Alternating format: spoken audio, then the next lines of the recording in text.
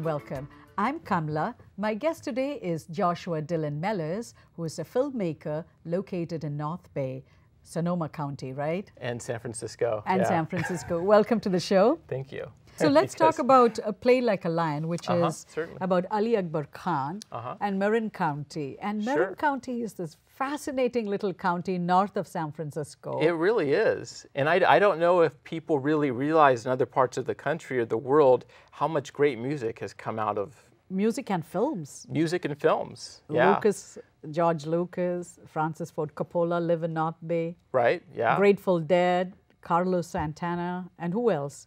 Well, I mean, during the 60s, that rock group Creedence Clearwater Revival, they were based in the East Bay. And sitting on the dock of the bay is actually Sausalito Bay, right? The reference in the song, right? Yeah, yeah. I mean, Otis Redding wrote the song. Okay. I mean, this is a great place for creativity. I think it partly has to do with the landscape, too, and the climate. I mean, we have such... Fecundity. Well, that's one way of saying it. So this is a kind of a well-kept secret in Marin County about Ustad Ali Akbar Khan, which is what the film is about. Certainly. Him and his son, Alam Khan, right. you know. And the influence that Baba, as he was known, or Khan Sahib, on some of the prominent musicians, mainstream American musicians like Grateful Dead and Carlos Santana. Right. And there is a line in the film where Mickey Hart, the percussionist, says, the Grateful Dead would not be Grateful Dead without Khan Sahib's music. Exactly. Do you want to expand on that? Well, I think, you know, as we were talking about earlier, in the 60s, there was so much different music coming into this area. And I think that generation of Carlos Santana and Mickey Hart, they were so receptive to other things, you know. And so, like, Santana mixed Latin music with blues, and the Grateful Dead, obviously, I think, had influences from everything from bluegrass music to Indian music to jazz, probably inflections with some of their rhythms and things. So, I mean, there was just a lot going on. And when Ali Akbar Khan came here, you know, over 40 years ago and set up his music college, a lot of these young guys at that time would come to the college and they would take classes or they would sort of participate. And, you know, I mean, it totally transformed what they ended up creating. And they ended up listening to his music. Of course, of course. And Mickey Hart was a student of his? He was at the, I mean, obviously Mickey Hart is a percussionist, so he wasn't learning Sarod from him, but he went to the school, and I believe that he took classes and he helped organize some concerts and that sort of thing, and I think it was a big part of his life, and, you know, and obviously the Grateful Dead. So yeah, I mean, it's quite amazing, and it's neat to see the way Indian culture influences American culture, and then maybe it comes back and influences some Indian, you know, culture. This is very interesting. In the 60s, the Beatles and others were going to India to discover, you know, spirituality and, you know, meaning of life. Right. And here is Khan Sahib coming from America to Marin County. Yeah, yeah. And they well, and as far as I know, the story that I've been told from the family is that he had first come to Berkeley, actually, and he had taught some classes there. And all of these students just wanted to train with him. And I think there was even the idea of them going back to India, but he, you know, thought that that was going to be too complicated. So he thought, why don't I just bring myself here? And he had all these wonderful students, and that's a little bit how things started. And I think that a lot of those early students helped out a lot in terms of getting the college going and that sort of thing. So there was just a really good vibe then and a very receptive audience for him at that time. Santana says something very interesting. You know, I don't think I've ever heard Khan Sahib and Bob Marley mentioned in the same sentence. Why not?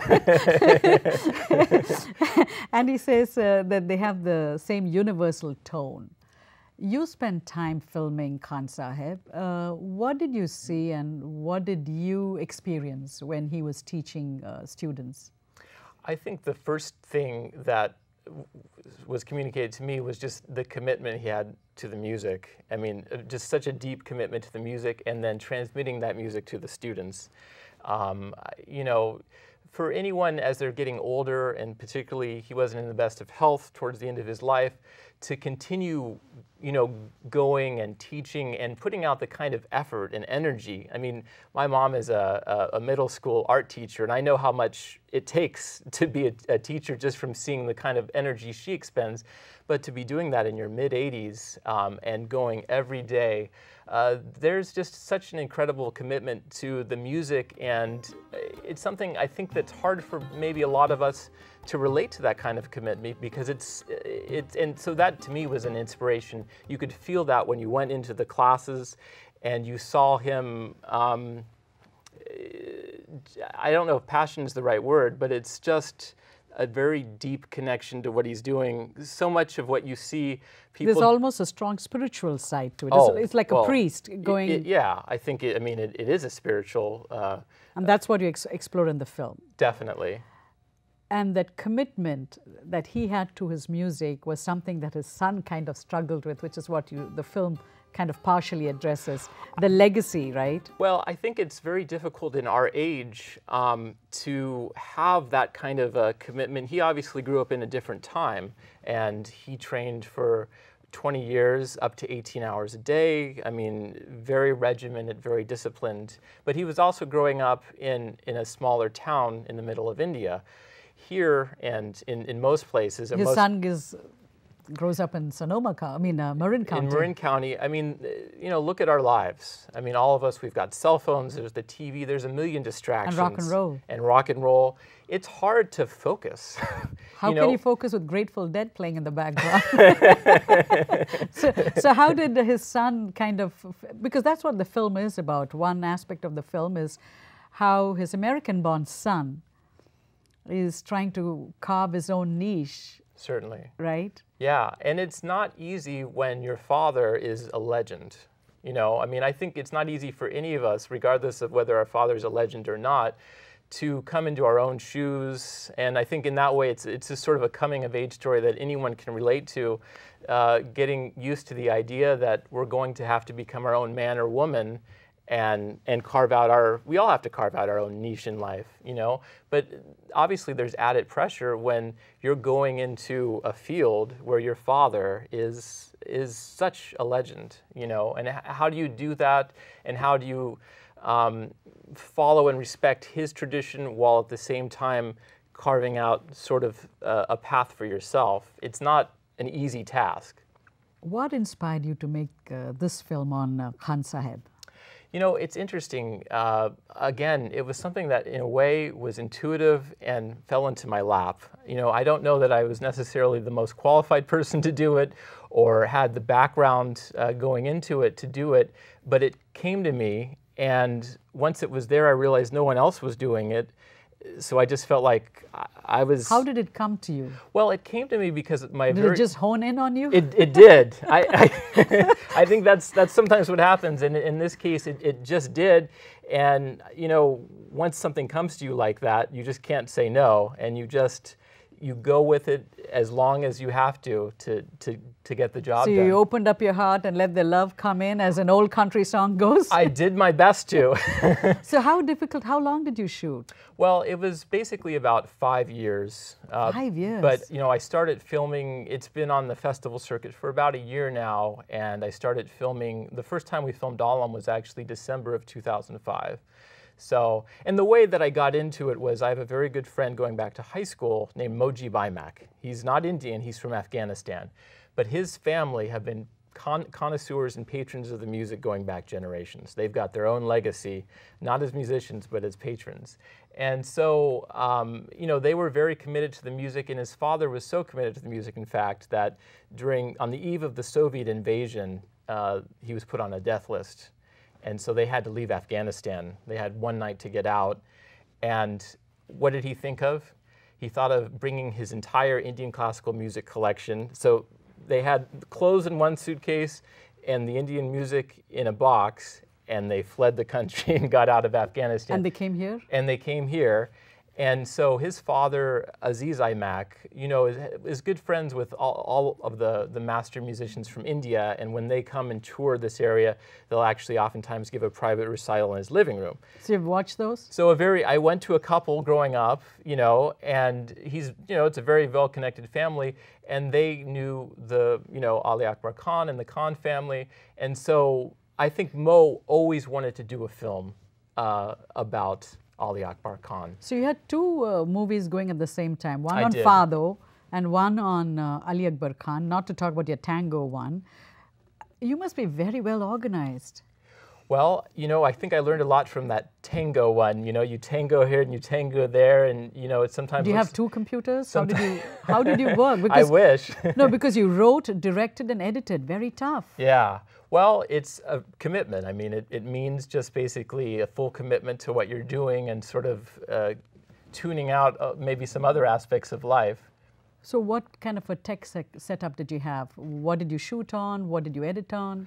You know, it was fairly simple, actually, a very basic setup. And I think simplicity is always good, particularly if you're not at a big budget level. And certainly I was not at a big budget level. You know, basically a couple of cameras. And, you know, it's amazing the advances in editing technology. Now you can do everything on a computer. So Final Cut Pro? So Final Cut Pro and some cameras and a lot of perseverance. And rendering a Final Cut Pro film is not easy. Yeah, I mean, and I think a lot of the technology was maturing as I was maturing, doing the films. And so, you know, there were a lot of technical hiccups and times where you were spending your time not on the creative end, but just trying to get all the logistical stuff together. But, you know, I mean, I think it's very satisfying when you come through that whole process and you have something that you really believe in and you feel good about it, and then you share it with people and you feel like they're also feeling that, you know. So I think in the end it's all worthwhile.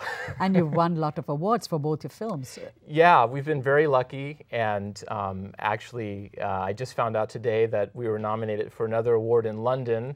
Oh, congratulations. Thank you. Okay. So it's been having a nice turn. And you showed at the Mill Valley, the prestigious Mill Valley. Exactly. And Third Eye last year. Exactly. And so you're doing the film festival circuit too. Right, right. It's been in Berlin, it's been in Canada, it's actually right now going to in the wine country. It will be going up to Vancouver after that. It's been in London, Washington, D.C. So it's making the rounds, and it's very satisfying to be able to accompany the film to these screenings, because then you get the up-close personal reaction. You know, there's something about film that's can be very dead. You know, it's not a live performance, and when you're in the editing studio or when you're filming, I like to try to make it as alive as it can be, so that it really, when you're watching it as a viewer, you're feeling the emotions. I think it should be an emotional experience, and so it's something human, and that's kind of what I try to distill. So you aim for the heart. Yeah, definitely. You aim for the heart. I don't know where else to aim. You know, that's like my target. Okay. So. Okay. My last question is going to be on that little interlude that happened between Brown University and you going and making films. You went off to Latin America, and you were the shadow for a famous person. You want to talk about it? Certainly. I don't know if I can, but... So where did you go? Well, I went to Caracas, Venezuela, and that was my first job as a journalist down there. And at that time, Hugo Chavez, who was a former coup leader, was running against Irene Saez, who was a former Miss Universe. So it was a very colorful election, maybe more so than the one going on in the U.S. right now.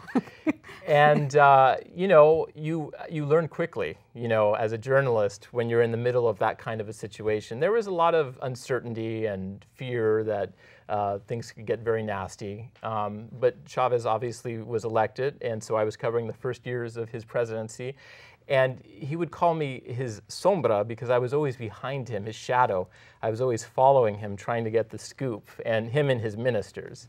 And so it was a great way to kind of come out of college and be introduced to the world just the right way. What is the Spanish word for the shadow?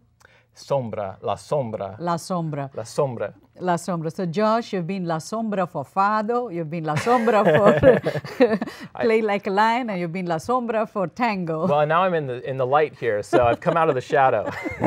Thank you so much for stopping by today. And your films, where can one watch your films? But I would advise anyone who's interested in seeing the films to go to the website. We're on Facebook, and we also have a website, www.playlikealion.com. And you can watch?